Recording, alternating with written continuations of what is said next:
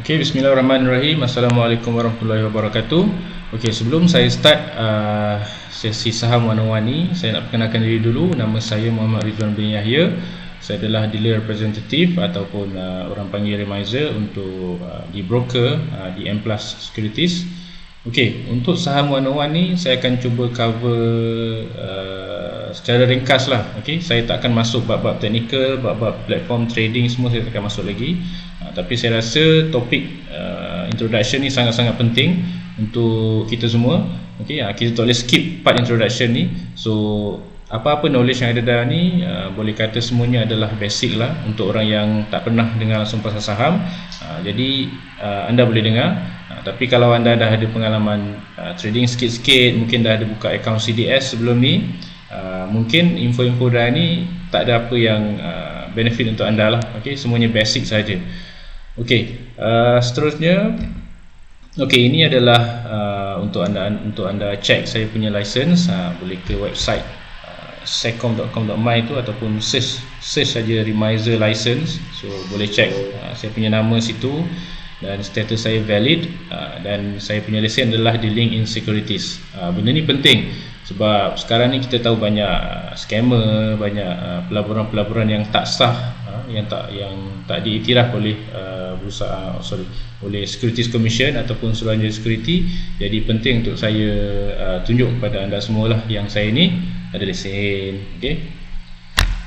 Alright, itu nombor lesen saya. Okey, ini sekadar secara ringkas. Okey, yang sebelah kiri itu saya listkan companies yang berada dalam radar Bank Negara. Okey, dan data ni sebenarnya data lama, mungkin beberapa tahun lepas. Okey, tapi kita boleh tengok dekat situ ini adalah senarai-senarai scammer yang dah tertangkap. Okey, dan kita boleh tengok berapa banyak police report, berapa banyak mangsa dan berapa banyak kerugian, okey, yang dialami oleh mangsa kat situ. Okey, boleh tengok bawah ni 4.4 bilion. Banyak tu tuan-tuan, banyak mangsa melibatkan 1.7 juta. Okey, ini beberapa tahun lepas dan ini adalah cuma yang kantoi lah orang kata, belum campur yang tak kantoi lagi. Dan sekarang ni pula mungkin tuan-tuan tahulah, sekarang ni kebanyakan scammer-scammer ni dia tak ada buka office dah. Dia scam kita dekat internet je, dekat Telegram, dekat Facebook.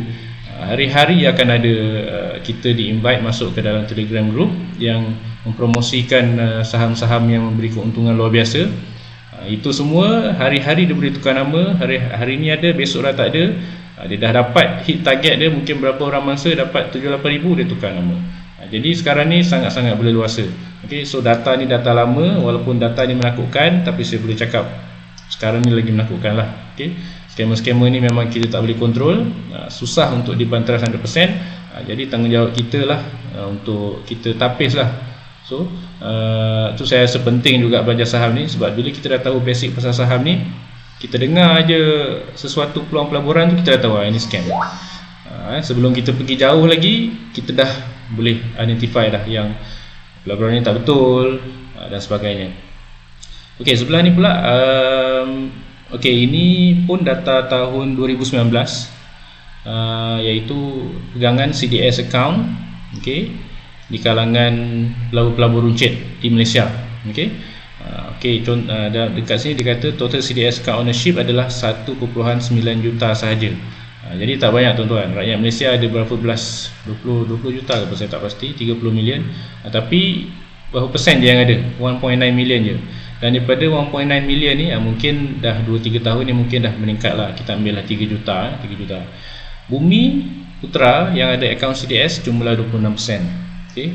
Yang selebihnya, lebih 70% adalah non-bumi. Dan seterusnya foreigner 2%. Jadi tuan-tuan, pegangan saham dekat Malaysia ni overallnya pun rendah. Okey, 3-4 juta je yang ada akaun CDS. Kita pecahkan lagi ikut bangsa pula, Bumi Putra 30% je. Okey, sangat-sangat sikit. Ini jumlah yang ada akaun, belum tolak lagi jumlah yang buka je akaun tapi tak trading, tak ada cuba nak invest dalam saham. So mungkin sikit lagi lah yang terlibat dengan saham secara terus. Kita compare pula dengan satu data yang saya dapat daripada internet. Ini tahun 2021 punya data. Di US, orang dewasa dia lebih separuh, 56% secara langsung dan tidak langsung ada pegangan saham di dalam dia punya stock exchange lah, dia punya Dow Jones. Okay? Kalau di US kita panggil Dow Jones. Dan ini pecahan untuk lelaki dan perempuan. Jadi banyak tuan-tuan, banyak. Diorang lebih celik lah kalau bandingkan dengan kita. Secara umumnya yang memegang saham di sana lebih banyak. Okey. Okey, seterusnya kita ke topik yang paling asas ataupun introduction, iaitu kita nak kenal dulu apa sebenarnya saham ni. Okey. Saya belajar account, saya belajar sampai ijazah account tuan-tuan. So memang secara tak langsung dalam account ni kita buat account syarikat. So kita ada belajar pasal saham. Okey. Ordinary share, preference share dan lain-lain tu memang calculation part lah. Memang saya memang terlibat terus dengan benda tu lah, belajar benda tu.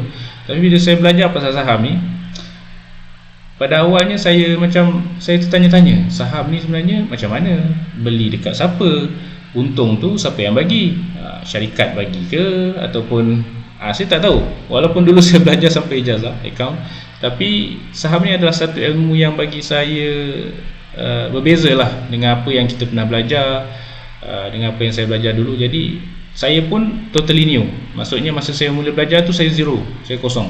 Okay? Tujuan saya cakap tu, saya nak ceritakan pasal yang saham ni sebenarnya tak kira lah kita ni belajar sampai peringkat mana pun, ataupun kita ni cuma belajar sampai SPM je ke, tapi saham ni sesuai dengan semua. Okay? Tak semestinya kalau kita belajar sampai master, ijazah ataupun doctorate sekalipun kita boleh berjaya dalam saham, dan tak semestinya kalau kita cuma kerja yang tak memerlukan pendidikan tinggi pun kita tak boleh berjaya dalam saham. So siapa-siapa pun boleh berjaya dalam saham asalkan dia belajar lah, belajar dan praktis. Okay. So kita balik kepada erti kata saham sendiri. Saham ni adalah hak milik ataupun hak pemilikan kita terhadap sebuah syarikat, ataupun kita ni boleh kata sebagai rakan kongsi lah. Okay. Sebagai contoh, gambar yang pertama atas tu, sini ada huruf M ni, McDonald lah kot lah. Contohnya dia menerbitkan 1 bilion kot. Okey, 1 bilion saham. Okey, 1 bilion unit saham, dan kita mungkin kita tak banyak duit, kita beli satu je share. Daripada 1 bilion tu kita beli satu. Jadi walaupun kita beli satu je share, kita dah dikira sebagai rakan kongsi ataupun pemilik ataupun pemegang saham syarikat tu. Okey. Alright. Saham ni sebenarnya, okey, ini yang saya cakap tadi, saya tak tahu daripada mana datang saham ni. Okey, saham ni sebenarnya diterbit atau dikeluarkan oleh syarikat, okey, yang diraih melalui IPO. Okey, itu sebab saya nak cover IPO sekali, sebab dia akan berkaitan lah. Okey, IPO ni adalah Initial Public Offering. Okey, saya bagi contoh. Contoh kalau tuan-tuan nak meniaga, senang lah kita meniaga nasi lemak lah. Okey, contoh kita meniaga nasi lemak tepi jalan, kita keluar modal sendiri dan kita meniaga. Okey, contoh dah 2-3 tahun meniaga, dah macam berjaya lah, dah ada kita punya pelanggan sendiri. Kita pun terfikir untuk cari rakan kongsi. So kita pinjam duit kawan, contoh mungkin tak besar lagi lah perniagaan tu, mungkin ada kawan-kawan yang boleh boleh jadi rakan kongsi lagi, buat bagi injection 10,000 ke. Okay? So kita buka stall besar sikit ke, ataupun kita pindah ke rumah kedai, sewa kedai dan sebagainya. So kita ada partner, kawan. Okay, tuk-tuk tengok berjaya pula. Banyak company besar yang ataupun hotel-hotel yang minta untuk kita supply sambal ke contohnya, ataupun nasi lemak ke. Jadi dia minta dengan kapasiti yang banyak. Contohnya dia kata, saya nak awak supply nasi lemak contoh 10,000 bungkus sehari. Contoh nasi lemak. So kapasiti kita mungkin dah tak ada situ. Kita mungkin ada 5-6 pekerja je, dan kita tak boleh nak supply begitu banyak nasi lemak terhadap kat semua tempat lah. Okay? So mungkin kita terfikir ada beberapa alternatif. Nak minta duit dengan kawan, mungkin kawan pun dah tak banyak duit. Sebab kalau kita nak keluarkan production 10,000 sehari ni, mungkin kita perlukan kilang, ya tuan-tuan, kilang yang lebih besar ataupun IKS. So kita ada beberapa option. Satu, macam tadilah, kita pinjam kawan. Tapi siapa kawan yang nak bagi kita pinjam duit banyak untuk kita set up kilang kan? Kedua, mungkin kita boleh minta dengan bank, kita pinjam. Dan ketiga, mungkin entrepreneur ataupun usahawan ni kita boleh minta dengan kerajaan lah, mungkin ada grant-grant yang berkaitan untuk kita buka kilang. Dan Satu lagi cara sebenarnya yang mungkin orang ramai tak perasan ataupun tak tahu adalah melalui IPO. Okey, IPO ni maksudnya kita terbitkan saham. Okey, kita nak offer saham kita kepada public. Jadi kita nak minta duit dengan orang ramai ni. Okey, minta duit dengan orang ramai untuk melabur dalam saham kita, dalam syarikat kita. Jadi itulah IPO. Jadi contoh tadi saya berbalik kepada option lain tadi. Kalau kita pinjam kawan, kita kena pulang duit, betul. Kalau pinjam dengan bank, kena bayar juga, of course. Dan lagi yang tak berapa bestnya dengan bank ni, kita kena bayar sekali dengan interest, okay, dengan bunga. Dan kalau dengan minta duit ataupun grant dengan kerajaan, biasalah ramai yang minta, so peluang untuk dapat tu mungkin tipis lah. So IPO ni adalah satu cara syarikat untuk mendapatkan modal untuk mengembangkan perniagaan dia. Okay, tapi taklah semudah itu kita nak buat, sebab untuk buat IPO ni, syarikat tu kena menepati syarat-syarat yang agak ketat lah. Okay? Nak kena profit dia maintain, tak silap berapa, 7 juta bersih macam tu lah, selama beberapa tahun macam tu, saya tak pasti. Tapi syarat-syarat ni ketat lah, okay, untuk kita IPO ni. Okay? Jadi tujuan dia macam saya cakap tadi, first adalah untuk mengembangkan perniagaan. Kalau dia nak buka kilang baru ke, ataupun dia nak expand ke luar negara ke, ataupun macam tu lah. Secara basicnya untuk kembangkan perniagaan lah. Okay? Dan satu lagi, company ni akan pergi IPO ni untuk branding. Okay? Bila syarikat kita tersenarai di Bursa Malaysia, of course company pelabur-pelabur di Malaysia dan di luar negara contohnya, dia akan lebih buka mata lah. Bila kita cakap okay, syarikat kami tersenarai di Bursa Malaysia, so dia akan buka mata, dia akan invest ke, untuk berminat dengan JV ke dan sebagainya. Dan satu lagi, mungkin juga company ini ingin berkongsi keuntungan dengan pelabur-pelabur. Okay? Dan ada juga IPO ni company nak bayar hutang, ada juga, ataupun nak membiayai kos operasi. Sebab IPO ni biasa banyak tuan-tuan, bila, kalau contohnya macam untuk kita tengok syarikat M ni tadi, dia terbitkan 1 bilion saham. Contohnya, bayangkan kalau satu saham tu bernilai RM lah, itu RM sebenarnya RM1. So kalau dia terbitkan 1 bilion saham ni, RM1 dah 1 bilion. So dia dapat collect 1 bilion saham, 1 bilion ringgit Malaysia daripada orang ramai, dengan cara dia memberikan orang ramai tu saham dia. Dia bagi saham kat orang, dia dapat duit. Okay, itulah sebenarnya apa IPO ni ya. Okay. Okay, dan kita sebagai pemegang saham, of course lah, kita ada hak untuk voting di AGM, dan kita boleh dapat dividen. Okay, ini tertakluk kepada syarat-syaratnya lah. Okay, right. Okay, ini contoh-contoh antara company Malaysia yang dah tersenarai di Bursa Malaysia. Ada syarikat-syarikat besar ni, DG, kita ada Petronas, okay, Petronas Dagangan, Public Bank, macam-macam company lah. Okay, right. Okay, seterusnya jom kita tengok jenis-jenis pelaburan. Okay, secara ringkas. Rasanya tuan-tuan mesti pernah baca, walaupun tak pernah terlibat ataupun pernah terlibat secara tak langsung, pernah dengar benda-benda ni lah. Okay? Yang terbaru sebelum ni, dalam kebelakangan 2-3 tahun ni, heboh pasal cryptocurrency ataupun wang digital, dan keluar juga itu pasal NFT. Okay? Jadi saya tak akan cerita pasal benda ni, saya cuma akan cover pasal saham. Cuma saya nak beritahu jenis-jenis pelaburan lain yang kita boleh akses lah, kita boleh libatkan diri. Dan kita juga ada bond dengan sukuk. Tapi bond dengan sukuk ni biasa kita dengar dalam berita, dan yang terlibat ni pun mungkin bukan rakyat mahain macam kita, tapi company-company besar ataupun orang panggil sophisticated investor, okay, yang nilai dagangan ataupun nilai pelaburan ni sangat-sangat besar. Okay? So kita tak terlibat sangat dengan bond dengan sukuk ni. Dan of course kita ada hartanah. Biasalah orang beli hartanah, beli masa launching ke, ataupun beli untuk dibuat sewa ke, itu juga ada pelaburan. Dan seterusnya yang paling popular, yang biasa kita dengar, rasanya semua pernah terlibat, adalah ASB. Okay?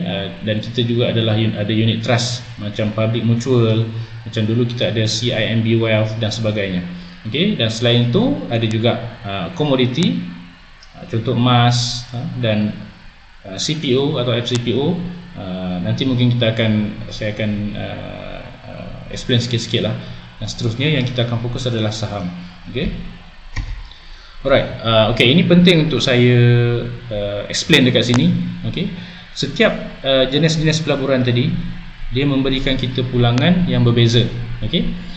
Tapi saya tak nak cakap contoh A lagi bagus daripada B ke, C lagi tak kurang bagus daripada E ke? Tidak, tidak. Sebenarnya apa-apa jenis pelaburan pun bagus sebenarnya, asalkan dia mendatangkan keuntungan dan dia menepati kita punya matlamat pelaburan. Okey. Okey. So daripada A ke E ni saya senaraikan daripada yang paling kurang risiko terhadap E ni yang paling tinggi risiko. Jadi graf dia macam ni. A dekat sini sampai sini. Okey. A ni paling kurang risiko. Okey. Dan bila dia kurang risiko, pulangan dia pun kurang. Okey, itu adalah konsep pelaburan yang rasanya buat tulisan high risk high return. Okay. Apa-apa pelaburan pun dia punya prinsip dia macam ni. Kalau kita nak return yang tinggi, of course kita akan terlibat juga dengan risikonya yang tinggi. Okay. Dan kalau kita nak risiko langsung, of course lah returnnya pun sikit. Rasanya benda ni apply untuk semua benda. Kalau kita berniaga pun kita nak risiko lebih, of course lah kita kena modal lebih. Betul? Alright. So semakin tinggi risiko ataupun semakin tinggi pulangan yang kita boleh dapat, semakin tinggi risikonya. Okay. Dan risiko ni apa? Risiko ni adalah rugilah. Apa-apa pelaburan pun risiko adalah kerugian. Okay. So apa-apa pun tertakluk kepada kita punya matlamat lah. Ada orang dia sanggup ambil risiko yang tinggi. Okey, dia sanggup ambil risiko yang tinggi untuk mendapatkan pulangan yang tinggi. Tapi ada orang yang mungkin dia dah sedikit berumur, dia tak nak ambil risiko yang tinggi. So dia kata aku masuk ASB je lah. Okey, dapat 5% setahun pun dah cukup happy. Okey. Okey. Itu semua masing-masing punya ni Okey, tak ada pelaburan yang lebih baik daripada yang lain asalkan pelaburan tu sah. Okey, alright. Macam kita mula daripada kita tengok A A ni macam ASB, fixed deposit dekat bank. ASB ni mungkin kita boleh kata 5% lah. Dividen campur dia punya bonus tu 5% lebih kurang. Dulu dah lepas tu tak payah cerita. Memang pernah dapat banyak, tapi sekarang ni average 5%. Tabung haji pun lebih kurang. Tabung haji ni sebenarnya simpanan untuk pergi ke haji lah. Dia bukannya pelaburan terus macam ASB. Tapi kita boleh masukkan dalam kategori sama sebab dia memberi pulangan yang lebih kurang sama, 4-5%. Dan fixed deposit dekat bank ni pun lebih kurang lah 2 ke 3% macam tu. So risikonya kurang. Macam ASB ni pula harga seunit RM1, tak pernah berubah. So kita tidak tertakluk kepada apa-apa risiko kejatuhan nilai dia ke. Okay? Dan memang boleh kata dijamin jugalah ASP ni, dijamin kerajaan juga. Dan seterusnya suku, saya dah cerita tadi pasal suku adalah ada satu jenis loan yang kerajaan buat dan offer kepada orang-orang tertentu untuk beli. Okay? Dan kita ada mutual fund atau unit trust. Ini biasanya adalah fund-fund lah yang diuruskan oleh fund manager. Contoh kalau kita approach, kadang-kadang bank pun ada keluarkan produk dia sendiri yang dia akan letakkan duit kita di dalam beberapa basket of good, basket of stock. Kita tak boleh pilih, dia akan pilihkan untuk kita. So tinggi juga, boleh kata tinggi. Ada masa boleh sampai 20 ke 30% setahun. Ada masa kalau kerugian pun kita akan rugi juga sikit. Okay? Tapi biasanya fund manager akan uruskan wang untuk kita. Dia akan invest ke dalam saham-saham ataupun securities yang risikonya terkawal lah. Okay? Dan itu sebab dia dekat C. Risikonya pun agak-agak lebih kurang dan dia punya return pun boleh lah. Dan seterusnya D adalah saham. Okay? Saham ataupun private mandate. Private mandate ni mungkin tuan-tuan pernah dengar DDNK punya private mandate, dan ada juga beberapa produk lain. Dan saham ni of course lah risikonya tinggi, sesuai juga dengan pulangannya pun yang tinggi. Tapi bila kita masuk dalam saham tu nanti, sebenarnya kita boleh decide lagi, kita boleh buat keputusan sama ada kita nak main risiko ataupun kita nak bermain dengan risiko yang kurang. Itu pun tertakluk kepada kita sendiri, ada caranya. So saya letakkan IPO ni di sini jugalah. Menariknya IPO ni risikonya boleh kata rendah daripada saham. Sebenarnya IPO ni saham lah, tak apa, nanti saya cerita. Tapi risiko dia kurang. Okay? Dan seterusnya E ni saya tak sarankan lah untuk tuan-tuan yang kalau baru start kenal saham, nak jual beli trading lah, kata saya tak berapa sarankan sebab pergerakan harganya sangat-sangat agresif, dan sekejap mungkin kita boleh untung 3-4 ribu, tapi dalam masa yang sama kita boleh hilang duit kita sekelip mata. Okay. So sangat-sangat berisiko, tapi pulangannya pun tinggi kalau betul caranya. Okay. Okey, saya tunjuk ni adalah indeks Bursa Malaysia. Kenapa awal saya dah tunjuk benda ni? Sebab bagi saya benda ni penting untuk anda tahu. Sebab indeks Bursa Malaysia ni melambangkan prestasi semasa untuk Bursa Malaysia secara keseluruhan. Okay? Untuk semua saham-saham yang ada di Bursa Malaysia. Okay? Kalau tuan-tuan tengok berita TV3 ke TV2 selalu tu akan ada bahagian business section tu, dia akan cerita. Selalunya dia cerita 2-3 benda je. Yang first dia akan beritahu indeks. Kita punya indeks Bursa Malaysia ni, indeks komposit Kuala Lumpur Composite Index. Dia akan cakap menokok ke ataupun susut sebanyak berapa poin dan sebagainya. Dan selepas tu dia akan beritahu 5 saham yang paling untung dan 5 saham paling rugi. Okay. So sebenarnya secara umum je lah, kalau kita nak melabur saham ni di Bursa Malaysia ni, kita tengok indeks. Okay. Contohnya kita tengok pergerakan dia. Yang ni turun, yang ni naik, lepas tu turun balik, naik balik. So ini adalah satu pergerakan yang sihat. Bila saya kata sihat, sebab adanya aktiviti penjualan bila dia turun, dan bila beli ni adalah banyaknya aktiviti pembelian. Okey. Okey, tu saya dah buat dah sebenarnya. Turun naik, turun naik, turun naik. Dan kita boleh tengok sebenarnya saham ni lupa saya nak cakap, ini adalah untuk indeks dalam masa 1 tahun. Daripada sini, pada hujung ni ke sini, saya ambil jangka masa dalam masa 1 tahun. So dalam masa 1 tahun ni sehingga 2000 ini sampai Julai 2022 ya, betul, last year punya indeks, kita boleh tengok dia bergerak di dalam satu terowong lah, boleh saya kata. Dia pergi sini, lepas tu dia macam tak lepas, tak drop bawah, dia pergi atas balik. Dia tak dapat break garisan ni, dia turun bawah balik, dan seterusnya. So secara umumnya kita boleh kata dia bergerak dalam sideway ataupun ke tepi lah. Walaupun dia turun naik, tapi dia dalam satu terowong yang sama. Okey, apa sebenarnya KLCI Index ni? Okey, KLCI Index ni adalah indikator, ataupun benchmark untuk 30 syarikat terbesar dalam Bursa Malaysia mengikut pasaran modal. Pasaran modal ni apa? Jumlah saham ataupun jumlah dia punya saham lah, jumlah saham yang dia apungkan di Bursa Malaysia untuk dijual beli oleh orang ramai. Itu kita panggil market capitalization. Jadi 30 syarikat ni adalah syarikat yang paling besar di Malaysia. Ini 30 ni. Dalam ni semua syarikat yang kita tahulah, Mr. DIY ada, IOI ada, Hartalega, Genting, Dialog, dan kebanyakannya adalah bank dan oil and gas, dan kita juga ada plantation company. So syarikat-syarikat ni syarikat besar yang dia punya pasaran modal dia sangat besar. So bila bergerak 30 ni, bergeraklah chart ni tadi. Jadi chart ni biasanya kalau kita tengok, biasa foreigner, pelabur-pelabur luar pun dia nak masuk dalam kita punya bursa, nak beli atau jual, dia akan tengok dekat indeks ni lah, okey ke tak okey ke, di tengah downtrend ke, downtrend ataupun uptrend ke. Tapi dalam masa setahun ni kita boleh kata dia sideway. Dia turun naik, tapi pada satu sideway lah, satu terowong yang sama lah, satu lorong yang sama. Okey, jadi market cap ni macam saya cakap tadi, value untuk company share.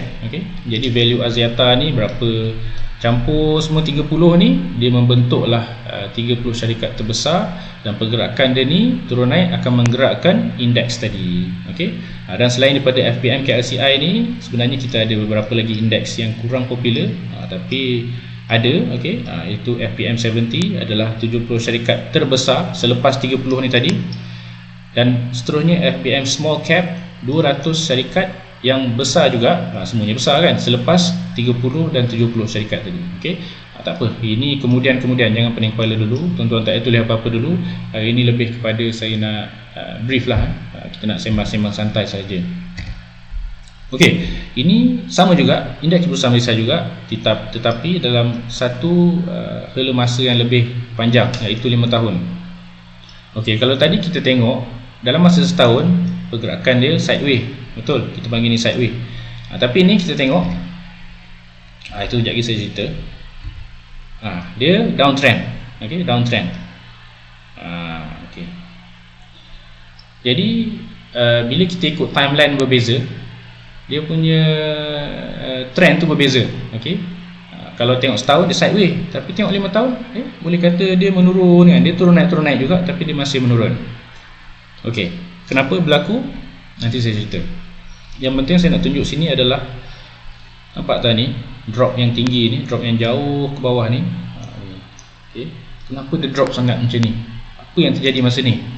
Okey, saya rasa semua tahu bila tengok tarikh 2020, awal 2020, ini bulan Mei, maksudnya ini adalah daripada bulan Januari sampai April lah lebih kurang.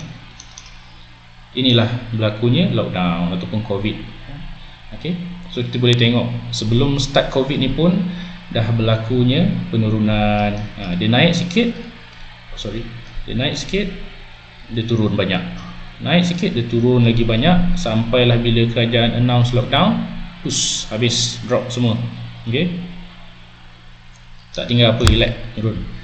Tapi okey, walaupun berlaku lockdown dan COVID yang kacau lah kita punya bisnes, syarikat-syarikat Malaysia banyak yang mungkin tak dapat beroperasi dan sebagainya, tapi dia akan, kita tengok kat sini, dia rebound balik ataupun dia naik balik dengan sangat-sangat dahsyat. Ni dahsyat ni, tinggi ni. Dia turun sikit, lepas tu dia naik lagi, dan seterusnya lah. Okey. Jadi sebenarnya setiap kali berlakunya adalah satu kejatuhan yang besar ataupun satu kegawatan ekonomi yang besar, biasanya saham akan rebound, akan naik dengan lebih tinggi, lebih dahsyat. Okey. Sebenarnya di sini adalah peluang. Bila ramai orang takut, bila orang kata alamak COVID lah, ekonomi mesti tak bagus lah, bla bla bla bla, orang akan menjual saham masing-masing. Dia akan jual, dia takut lah, dia takut sesuatu yang buruk akan berlaku, dia akan kerugian yang lebih besar, so dia start menjual. So bila kerajaan announce lockdown, pelabur ni dah fikir lah, habislah, company tak boleh operate, tak boleh keluar rumah, mesti semuanya akan kerugian lah, senang kata. Dia pun jual dengan ketakutan. Tapi dekat bawah ni ada golongan yang dah berpengalaman, golongan pelabur yang berpengalaman. Dia tunggu, dia tahu COVID ni mesti akan settle punya, benda ni takkan berlangsung lama lah. Syarikat-syarikat ni pun dia tutup sebab COVID je, tapi kebanyakannya masih beroperasi. Lepas tu contohnya kat Malaysia pula, kita banyak company glove yang buat sarung tangan dan sebagainya, face mask. Company-company ni lagi profit banyak bila berlakunya lockdown ni. Jadi orang-orang yang membeli saham pada waktu ni adalah orang yang dah jadi jutawan lah, saya cakap. Tengok modal dia berapa, kebanyakannya dah profit kau-kau. Dia sentiasa menunggu peluang untuk berlakunya kejatuhan macam ni, untuk dia sahut, untuk dia beli. Untuk pelabur yang marahin macam kita yang jenis penakut ni, time ni kita jual lah. Bila kita jual tengok, naik 2-3 hari terus naik dalam masa ni saya rasa dah masa sebulan je ni, terus naik kau-kau. Dia kata rugi, aku jual dulu. Kalau aku tak jual, aku tak adalah kerugian banyak. Tapi yang untung adalah orang membeli pada level ni. Dia beli pada harga murah, dan dapat profit yang banyak bila naik ke paras ni. Okey, cukup situ. Kita buka pula satu lagi. Saya buka indeks bursa Malaysia juga, tapi dalam masa 40 tahun. Ini daripada awal-awal penubuhan bursa ni, daripada tersenarai syarikat kat bursa tahun 83, 80 something ni sampai sekarang. Boleh nampak tak ada berlaku beberapa siri kejatuhan? 1, 2, 3. Yang ni apa, yang ni apa, yang ni apa? Kalau tuan-tuan ingat, Asia Financial Crisis tahun 97, tahun 2000. Masa tu Tun pegang Malaysia, Tun jadi PM. Dan kalau ingat masa tu nama yang disebut-sebut yang menyebabkan krisis dekat Asia ni adalah George Soros. Kalau ingatlah, tak payah cerita detail lah, tuan-tuan boleh google sendiri. Dan dia antara orang yang terlibat lah, yang mengakibatkan berlakunya krisis mata wang dekat Asia ni. Dan Malaysia antara yang terkesan banyak lah. Dan kita boleh tengok macam mana dropnya kita punya pasaran saham. Sama juga macam yang tadi, yang COVID tu, orang takut, orang jual. Bila dia dengar mata wang kita dah teruk sangat ni, memang masa tu RM1, RM1 1 US dollar sama dengan berapa? Tinggilah, rendah lah kita punya mata wang masa tu. Dan seterusnya, ini adalah subprime crisis. Kalau tuan-tuan ingat, berlaku kat US. Pun tuan-tuan boleh google sini. Kalau saya cerita panjang kat sini nanti tak habis video ni. Okay. Dan seterusnya, COVID-19. Kita rasa COVID-19 dah teruk kan, mengganggu kita punya pasaran saham. Tapi tak seteruk yang ni dan ni, betul tak? Yang COVID ni macam sikit je turunnya, dan naik balik kan. Tapi macam saya cakap tadi, setiap kali berlaku kejatuhan, tengok apa terjadi. Tengok apa jadi. Okay. Sentiasa ada golongan-golongan yang berpengalaman yang akan beli dekat sini, beli saham-saham kita dekat sini, dan akan profit kau-kau. Profit bukan sikit-sikitnya, memang terus jutawan ni, confirm. Okay. Dan satu lagi saya nak tunjuk, yang ni berlaku era 97 2000. Subprime crisis 2008 2010. Dan kemudian COVID berapa? 2020. Tuan-tuan tengok tak selang masa ni? 10 tahun. Ini kita namakan cycle. Kita namakan kitaran, cycle. Kenapa jadi macam ni? Saya pun tak tahu. Tak ada siapa dapat jawapan yang betul lagi. Tapi inilah satu kitaran. Setiap 10 tahun akan berlaku satu event yang dahsyat lah, dahsyat, yang mengakibatkan ekonomi kita nampak macam hampir lumpuh. Tapi selepas tu dia akan recover balik slow-slow. Okay? Selagi tak kiamat, selagi itulah bursa ni akan jalan. Okay? Dan next selepas 2020 adalah 2030. Apa nak jadi? Tak ada siapa tahu. Dan betulkah akan jadi sesuatu pun tak tahu.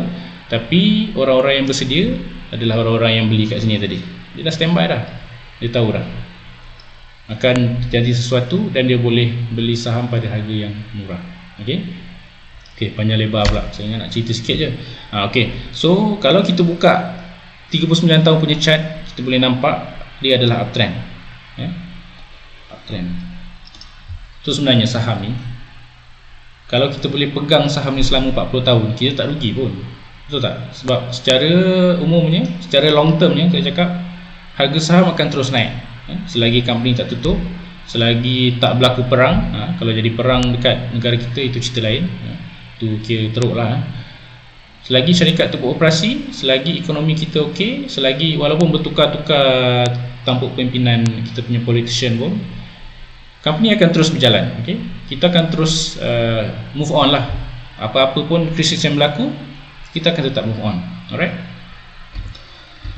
Okay, ini saja saya tunjuk Dow Jones. Ini indeks, bursa US punya ni lah, indeks punya, saham punya indeks. Dan kita boleh tengok sama juga, uptrend juga. Okay, ini subprime crisis, ini COVID-19. Sama, dia punya trend sama, lebih kurang yang kita.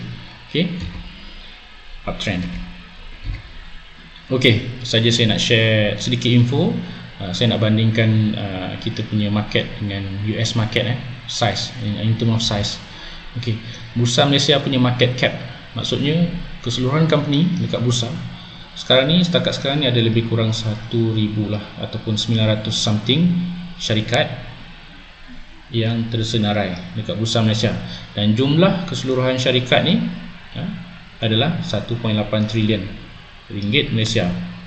Okay, syarikat yang terbesar ataupun company yang ada nilai pasaran saham yang terbesar adalah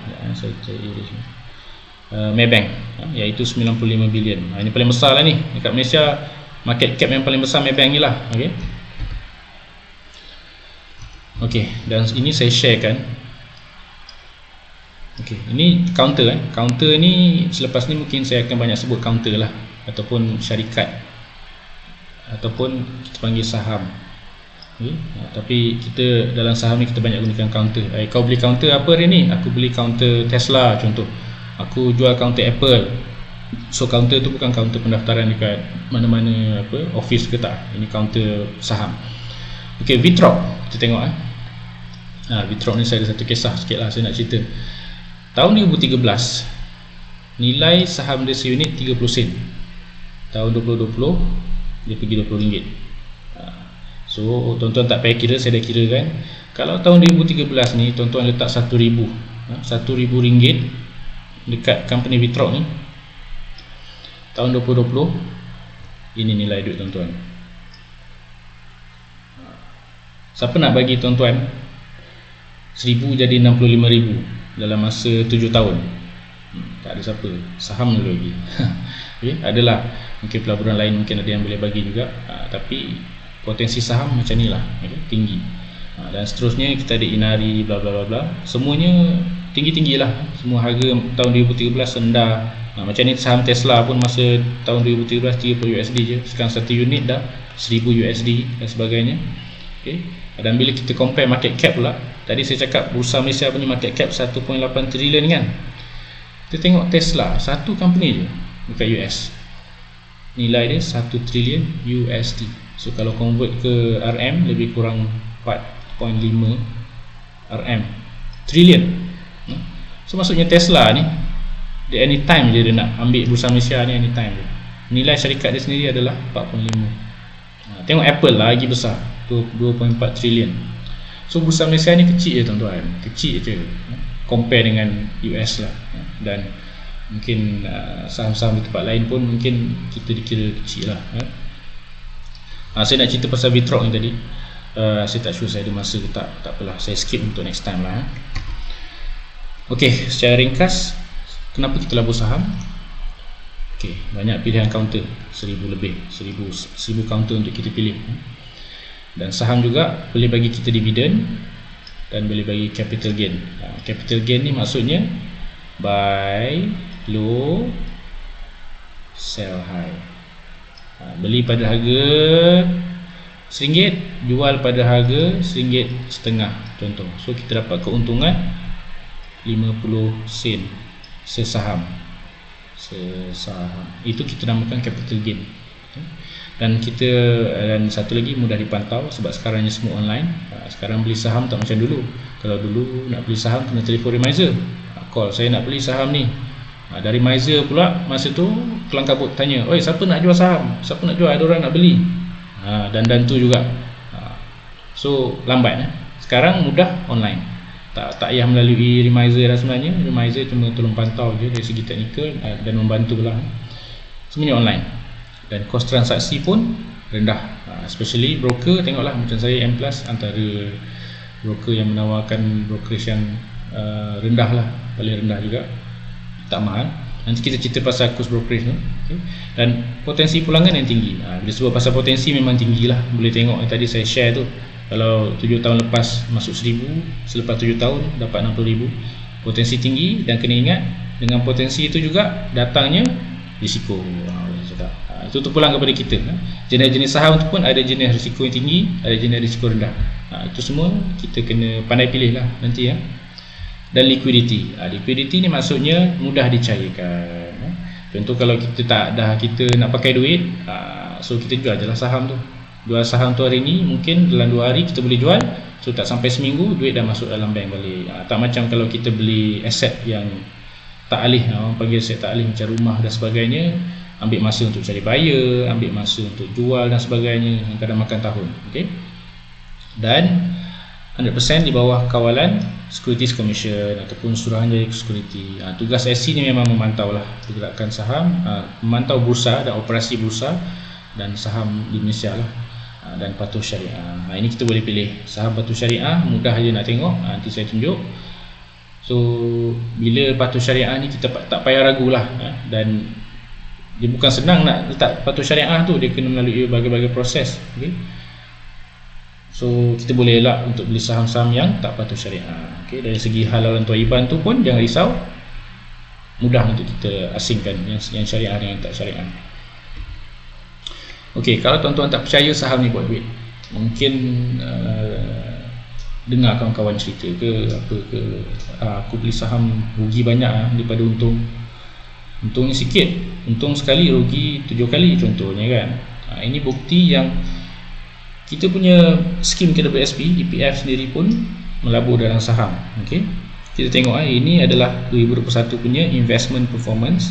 Okey, kita boleh search je benda ni, tuan-tuan boleh tengok EPF investment performance akan keluar lah yang latest punya, ini 2021 punya. Okey, dia invest dalam 4 kategori. Ni hartanah, real estate dan sebagainya. Ini money market instrument, instrumen-instrumen yang sophisticated lah, yang mungkin coming soon mungkin tuan-tuan akan tahulah apa je benda ni. Dan fixed income instrument, ini macam fixed deposit ataupun contoh ni lah, dia dah tulis lah loan, bond dan sebagainya, loan kerajaan. Dan equities adalah saham. So daripada 100% pelaburan dia tu 44% pergi dekat saham. Banyak tau, maksudnya duit kita ni, duit kita EPF, duit kita kan, hampir separuh dia laburkan ke saham. So beranilah EPF ni kan, sebab dia nak ni, dia nak dapatkan profit untuk bayar kita dividen setiap tahun tu kan. So daripada 44% ni, tuan-tuan tengok hasil yang dapat daripada pelaburan saham 44% ni adalah 58%. So lebih separuh pendapatan EPF melalui saham. So ini real ini betul. Okey, ini tadi sebab kita labur saham sebab satu ada dividen. Okey, bila kita sebut pasal dividen, mungkin kita terbayang dividen ASB, dividen mungkinlah tuan-tuan ada join koperasi ke apa ke yang bagi dividen. So dividen saham ni pun not bad juga. Ini saya ambil data tahun 2021, setakat Disember 2021. Ini syarikat-syarikat yang ada bagi dividen. Kita tengok Pelikan. Pelikan ni rasanya kalau tuan-tuan dulu jadi pelajar, student mesti tahulah, beli pen ada nama Pelikan. Dia bagi kita 62.5% dividen. Banyak kan. Okay.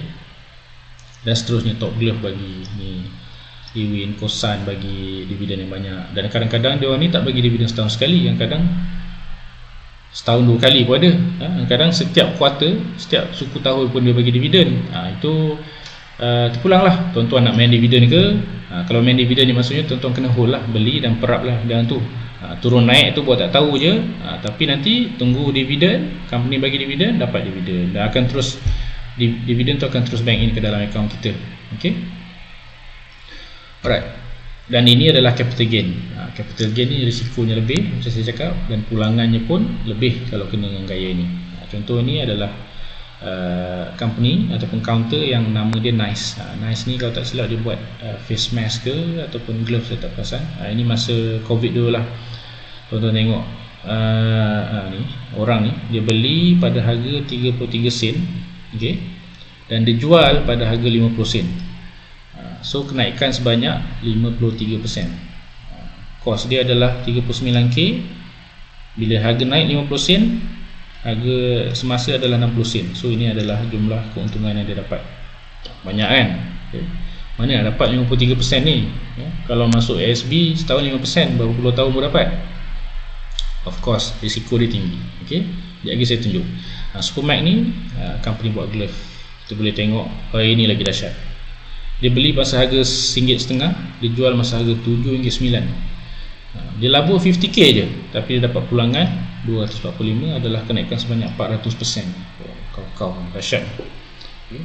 Tapi ni cerita masa COVID lah. Masa saya cakap tadi, bila company-company ni harga dia drop kau akan ada orang yang sauk kan. Ini golongan-golongan yang sauk pada. Okay, sorry, ada hal sikit tadi.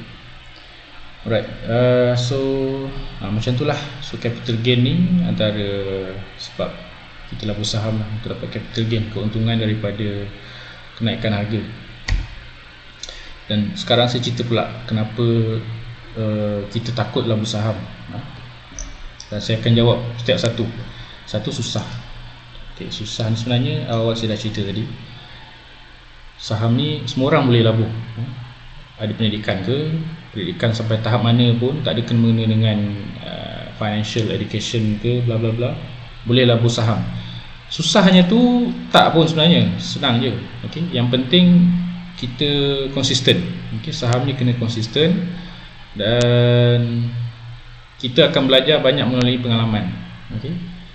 Kita belajar sikit, dan masa kita apply tu kita akan belajar lagi banyak lah. Okay? So susah ni subjektif. Okay? So bagi saya tak susah mana kalau kita ada disiplin dan kalau kita banyak praktis lah. Okay? Tak pandai ni pun samalah macam susah. Okay? Ini antara alasan yang saya dengar lah. Okay? Tak ada modal, okey, tak ada modal ni saya boleh kata okey, ada betul juga tak ada modal. Tapi apa-apa pelaburan pun mesti nak bermodal, okey. Kita nak berniaga pun kita nak bermodal. So bagi saya kalau nak start saham ni modal 1,000 pun dah cukup. Okey. Untuk kita belajar dia punya rhythm ataupun dia punya bahasa saham tu sendiri, 1,000 dah cukup untuk kita belajar ataupun kita start lah, okey. Tak ada masa, okey. Ini pun terpulang. Okay. Kalau kita jenis yang suka main risiko, nak trade saham hari-hari, tak boleh lepas pandang daripada skrin saham tu, of course kita takkan tak ada masa untuk benda lain, okay? Kita akan fokus saham je.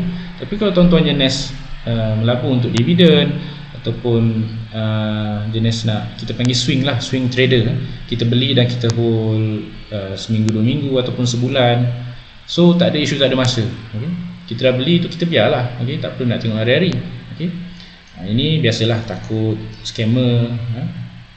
Takut scammer ni sekarang ni semakin berleluasa sebab ada 2 golongan lah saya cakap. Satu golongan ni jenis yang dia takut sangat scammer ni, sampaikan apa-apa je cerita pasal saham, pasal keuntungan pun dia label scammer juga, okay? Itu yang menyebabkan orang takut lah, ya? Bila saya cerita pasal saham terus dia tanya, ini betul ke, scam ke apa ke? Jadi kita nak kena explain panjang lebar pula untuk bagi dia tak takut. Itu pun kadang-kadang dia tak yakin juga, okay? So itulah, takut dengan scammer pun boleh jadi juga.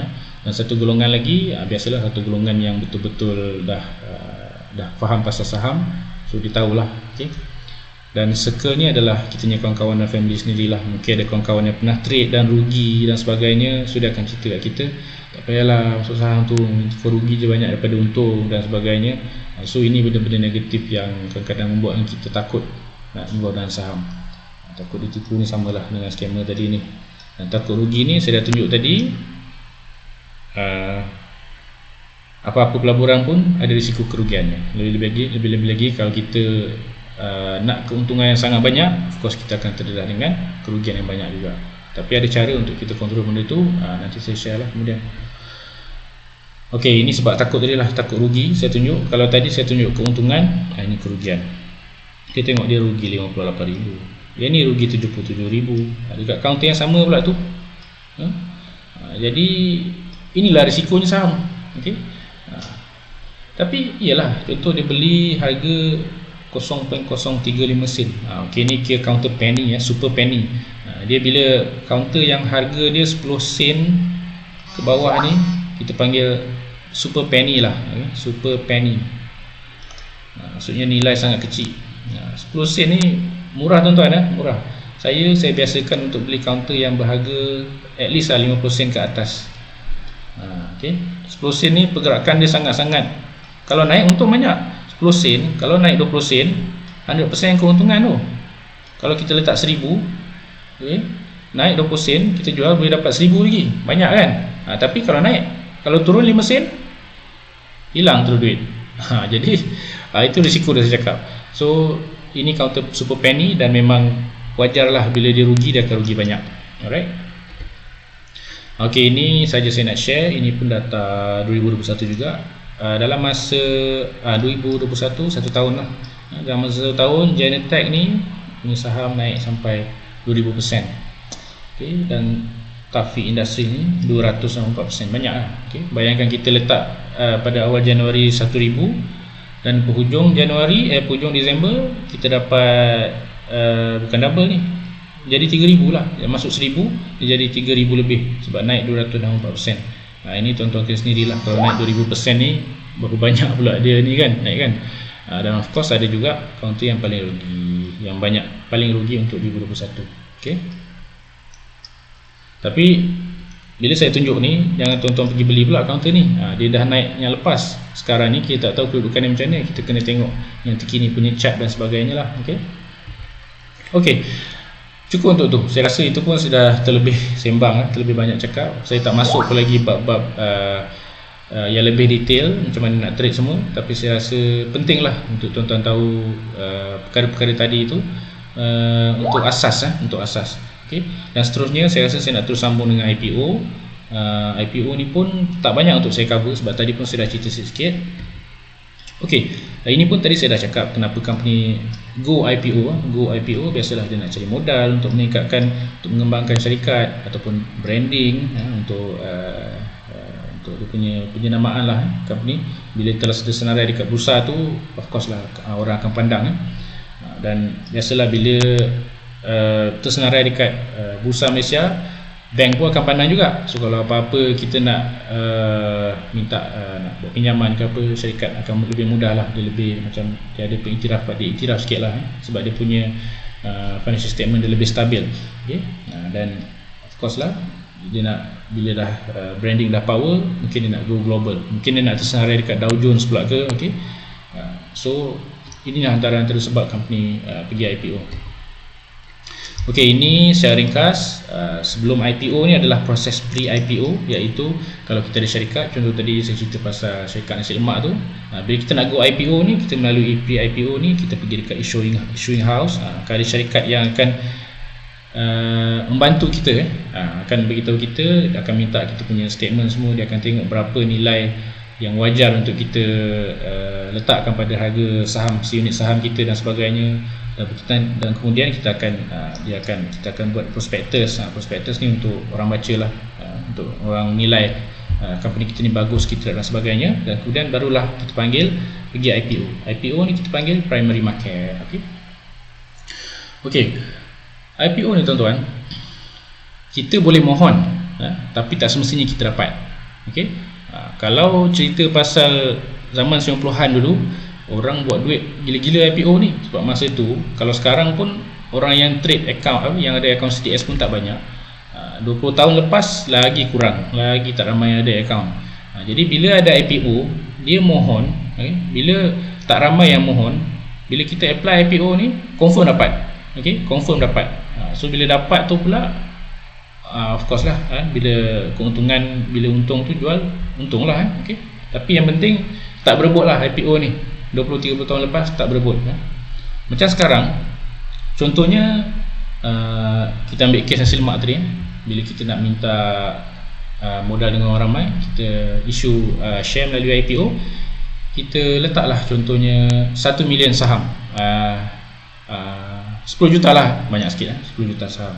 So kita issue, kita terbitkan 10 juta unit saham. Selepas kita consult dengan issuing house ni, dia kata kita boleh jual satu saham kita RM RM1. So 10 juta unit saham, RM1, kita dapat RM10 million. So ini modal yang kita dapat bila orang beli saham kita. So bila orang tengok, ada syarikat baru nak IPO, dia pun study pasal syarikat kita, tengok kita punya kedudukan, Google lah, tengok siapa pengarah bla bla bla. Ada yang kata, dia ni bagus ni, dia punya pengarah ni dulu saya kenal, contohnya lah, pernah ada bawa satu company lain ke, ataupun success story apa-apalah yang bagus pasal kita, orang akan cari. Bila dia tengok macam bagus, so dia akan apply. Dia pun mohon. Bila mohon IPO ni tak semestinya dapat. Contohnya ada A, dia mohon 10,000 unit, B mohon 50,000 unit. Saham yang ada cuma 10 juta unit. Contoh total permohonan ada 1,000 orang mohon, contohlah. So 1,000 orang permohonan, 1,000 permohonan.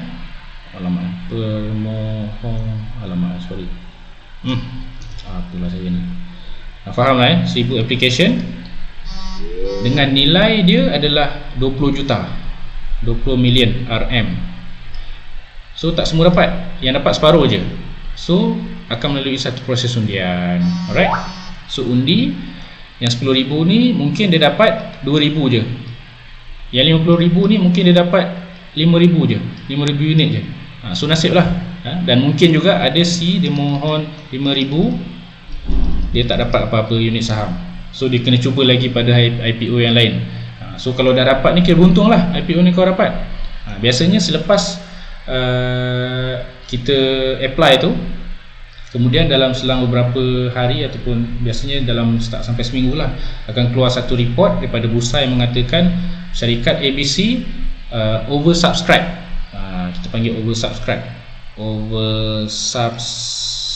subscribe 10 times. 10 times. So 10 kali ganda orang mohon dia punya unit saham tu. Okay? So yang dapat tak banyak lah. Mana yang dapat 10 juta je lah yang dapat. Yang lain tu ngangai lah, tak dapat lah. So bila lagi banyak oversubscribe ni, melambangkan lagi banyak orang berminat dengan saham tu, potensi dia lagi besar lah. Okay? Alright. So okay, untuk Bumi Putra pula, kita ada dua cara untuk apply. Satu melalui EMITI dan satu melalui online banking. Melalui EMITI ni nanti saya cerita lagi macam mana. Yang penting dua-duanya apply online. Okay? Dan kalau kita dah apply melalui EMITI, kita boleh juga apply melalui online banking.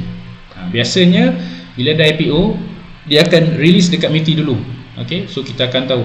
Dan info-info pasal IPO ni, insyaAllah kalau tuan-tuan dah jadi klien, saya akan update lah apa-apa IPO yang terbaru semuanya. So tuan-tuan akan alert lah bila tahu apa-apa jenis IPO yang keluar. So bila dah apply kat MITI, kita juga boleh apply dekat online banking. So kalau dapat dua-dua, kira untung lah. Okay? Bezanya dekat MITI ni, kita mohon dulu, dan kemudian bila dia dah buat undian, dia akan beritahu kita daripada 10,000 unit yang dimohon, 5,000 dapat. So kita kena bayar masa kita tahu yang kita dapat berapa. Contoh dia kata dapat 5,000, so kita kena keluarkan duit untuk 5,000 unit lah. Itu application dekat MITI macam tu. Berbeza dekat online banking. Online banking ni saya rasa mana-mana online banking pun boleh. Maybank to you ke, CIMB Click ke, semua boleh mohon. Ada dia punya tempatnya. Online banking pula, kalau kita nak mohon, kita terus kena ada duit. Okay? Contoh kita nak mohon 10,000 saham, harga satu unit sesaham, kita dah kena ada 10,000, dia akan tolak terus duit kita. Okay?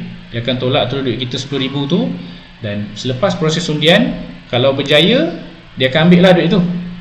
Kalau berjaya separuh, dia ambil 5,000 lagi, dia refund dekat kita masuk akaun. Kalau tak berjaya langsung, semuanya dia akan reimburse balik kat kita.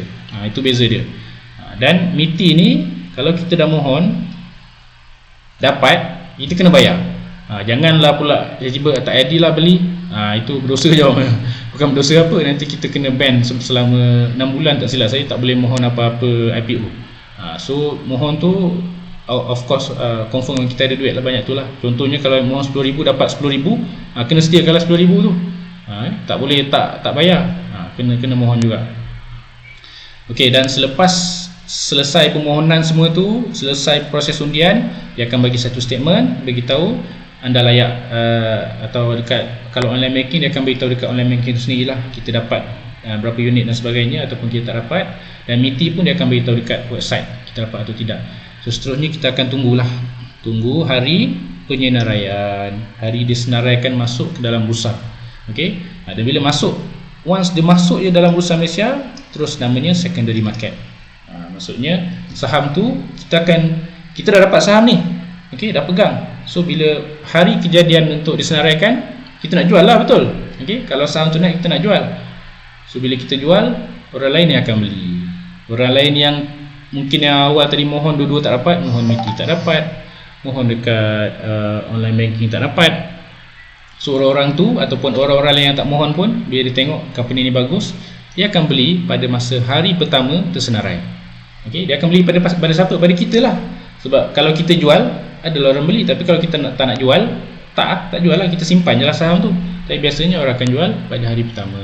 Okey, so dinamakan secondary market, ataupun kita panggil ini open market lah. So unit-unit saham tu akan bertukar tangan dengan orang lain. Kita jual dekat orang ni, mungkin petang tu saham tu naik lagi. So orang yang beli dekat kita tadi, dia rasa dia dah untung kan, dia jual lah, orang lain pula beli, dan seterusnya dia akan bertukar-tukar tangan sampailah Abang Jamil mampu. Sampailah bila-bila lah, senang kata. Sampai company tu selagi ada dekat bursa, saham tu akan terus bertukar tangan. Okay? Mungkin ada yang rugi, mungkin ada jual rugi, ada yang jual bila harga naik, dia untung dia jual, dan sebagainya. Okay? So secara ringkas, ada tiga kategori saham dekat bursa ni. Papan utama ataupun ace market ataupun lip. Lip ni kita tak trade lah. Lip ni untuk pelabur-pelabur sophisticated, orang cakap macam tu. Tapi kita akan trade cuma untuk counter-counter untuk papan utama dan ace market. Okay? Secara ringkas. Okey, ini adalah papan website MITI. Tuan-tuan boleh ke Saham Online MITI. Itu websitenya, nanti tengok, dan mohon login, register, dan biasanya dia akan minta kita punya maklumat macam IC dan sebagainya, semuanya online lah, kena upload lah gambar semua, dan dia akan minta kita punya account number CDS. Tuan-tuan kalau tengok video ni, saya rasa tuan-tuan dah ada nombor account CDS, so kena masukkan nombor account CDS dah ni. Okay? So bila dah siap benda ni, senang. Bila ada apa-apa saham je, kita boleh terus apply je. Yang penting set up dekat MITI ni dulu. Senang je, saya tak payah tunjuk, tuan-tuan boleh tengok sendiri macam mana. Okay? Dan ini contoh adalah di Maybank to You, sebab saya guna Maybank to You, saya boleh tunjuk Maybank to You punya application je lah. Tuan-tuan pergi dekat bahagian investment. Tak silap saya sebelum investment ni ada satu apply kot, tak silap, apply punya button.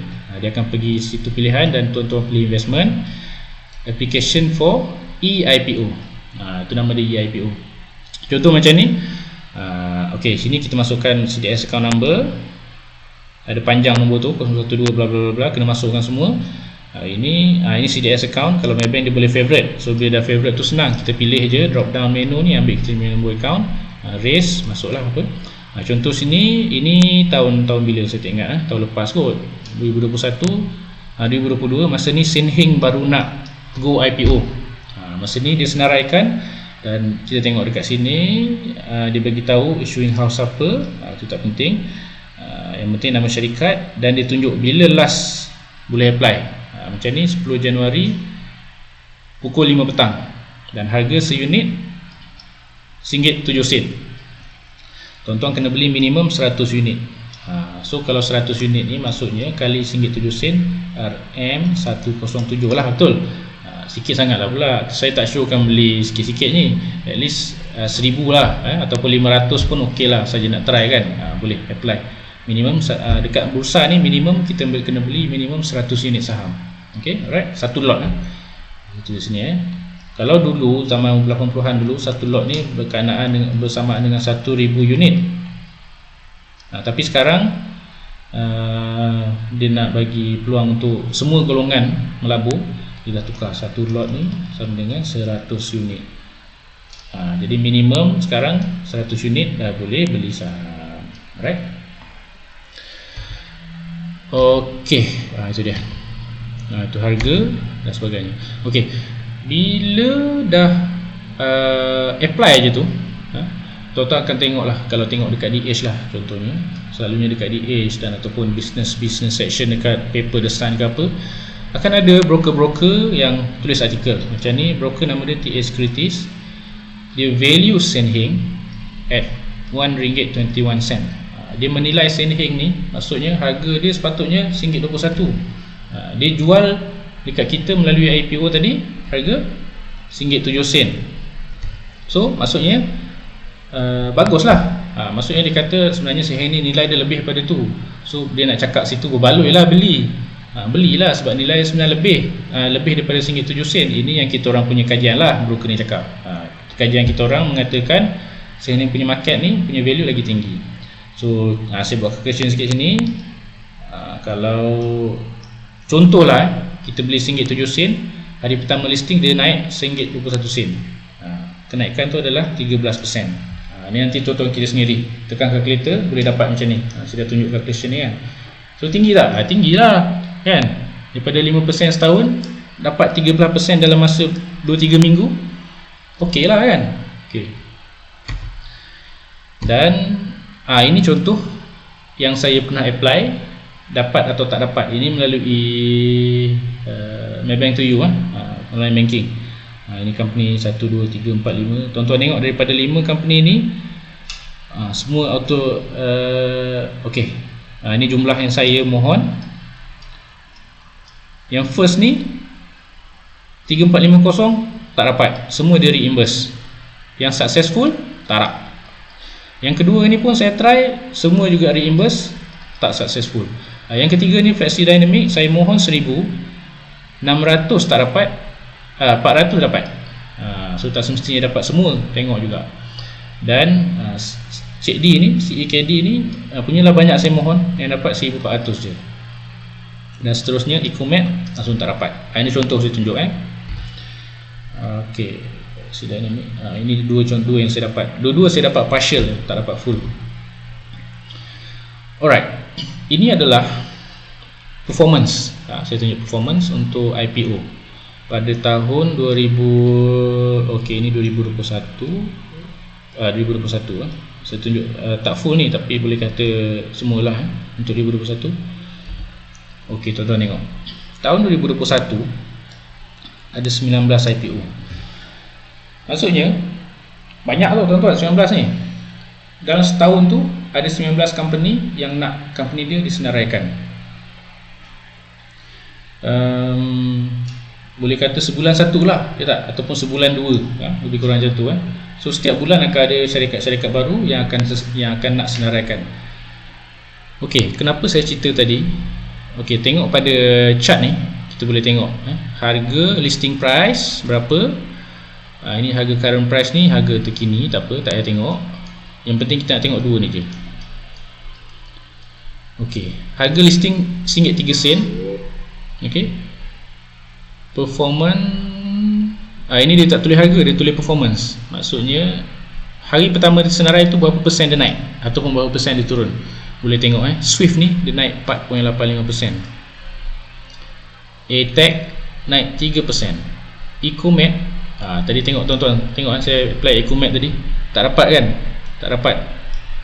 Kalau dapat, saya dapat lah ni 106%. Berapa pun jumlah yang saya dapat tu. Contoh saya dapat RM500 je kan, hari pertama saya jual, saya dapat RM500 lagi. So double my money, dapat RM1,000 lah total dengan modal saya. Itu contoh. Cek D tadi yang saya tak dapat juga tu naik 25%. Oh sorry, Cek D saya dapat. Si EKD ni saya dapat 1,400. Hari pertama first day buka saya terus jual, untunglah 25%. Daripada 1,400 tu 25% tu mungkin dalam RM300 kot. Okey lah kan, dapat juga. Highly, Citos dan sebagainya, bla bla bla bla. Ini pekat. 165% banyak. Okey, TJ Setia, Volcano tengok 100%. Flexi Dynamic 245. Tengok tadi apa yang saya dapat. Ni lah Flexi Dynamic, saya dapat 400 duit kan. Tengok first day dia. Flexi first day 245%. Cuba kira berapa saya dapat.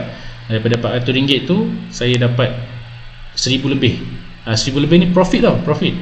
Maksudnya 1,000 campur 400, saya jual semua pada hari yang sama, saya dapat, saya punya modal 400, saya jual dapat balik 1,400 lebih kurang.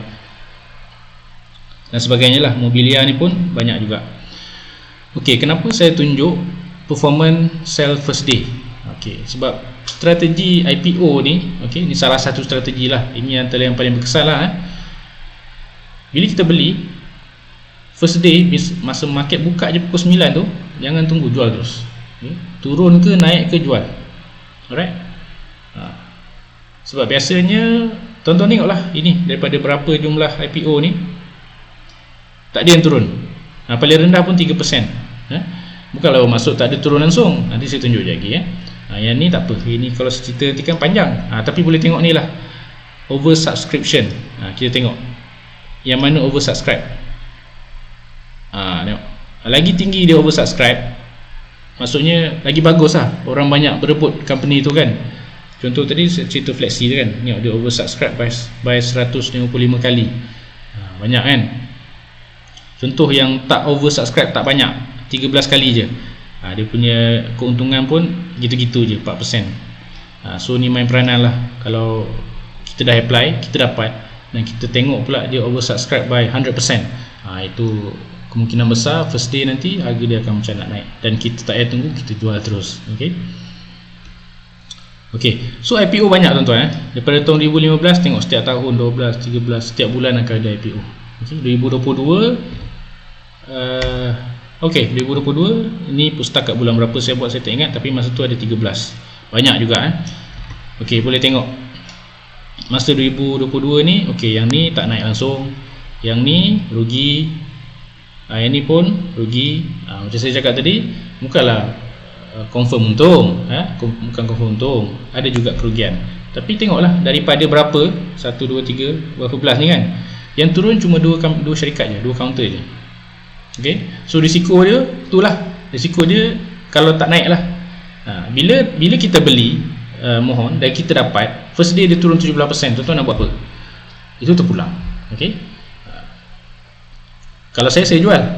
Saya personally saya suka tak ada rezeki lah situ, saya jual terus.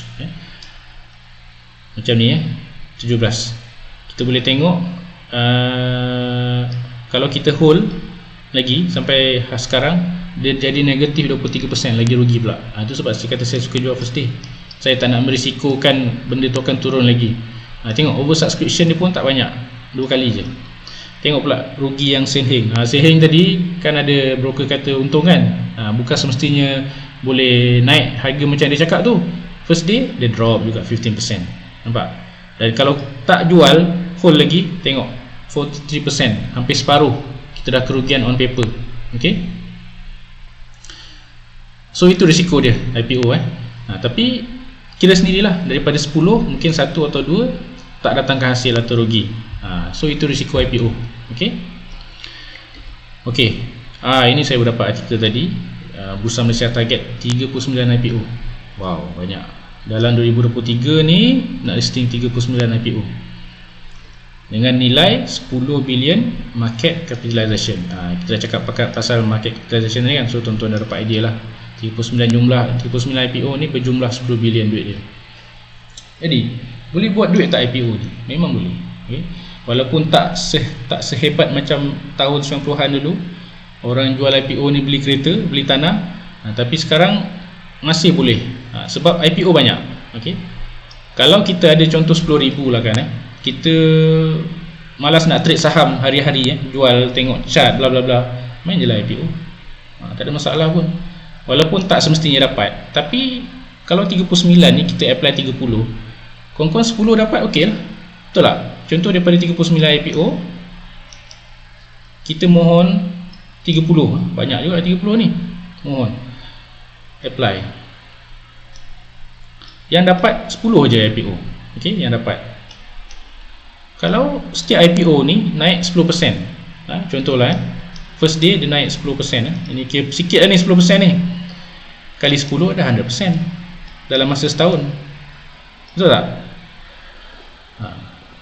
So 100% setahun, okey lah kan? Nak apa lagi? Betul tak? Ini anggaran lah, ini saya punya congak sendirilah. So maksudnya IPO ni sebenarnya boleh buat duit. Dan saya sarankan untuk yang baru nak start, tak ada basic, start beli IPO dulu. Dengan beli IPO ni, kita sikit-sikit nanti kita akan dapat dia punya rhythm. Bila rasa dah macam terror, sebab IPO ni tak payah belajar tuan-tuan, tak payah belajar. Kita tak payah belajar chart, tak payah belajar apa, kita beli je. Kita tunggu mana-mana broker ataupun biasa, nanti saya akan keluarkan sendirilah report yang broker saya keluarkan untuk IPO tu, bagus tak bagus. Kalau kata bagus tu, belilah, beli je, sebab risiko dia kurang. So beli, first day jual. So tak payah pening fikir pasal chart, tak payah ni. Tapi biasalah orang kita ni tamak. Bila kadang ada yang kata aku tak main IPO, lambatlah IPO ni, nak tunggu seminggu, lepas tu nak voting, nak apa, dia akan undi dulu bla bla bla, lambat, ambil masa.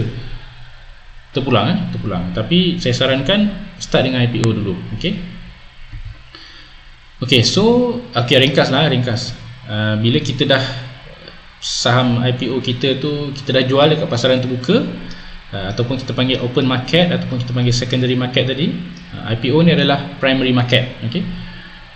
Inilah contoh syarikat yang dah tersenarai, yang dah melalui IPO lepas-lepas, dan sekarang sahamnya diniagakan di Bursa Malaysia, bertukar tangan, hari-hari bertukar tangan.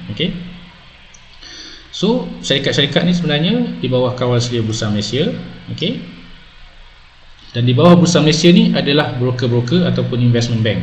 Macam M+, contoh saya bawa M+, dan setiap bank pun ada dia punya section investment sendiri.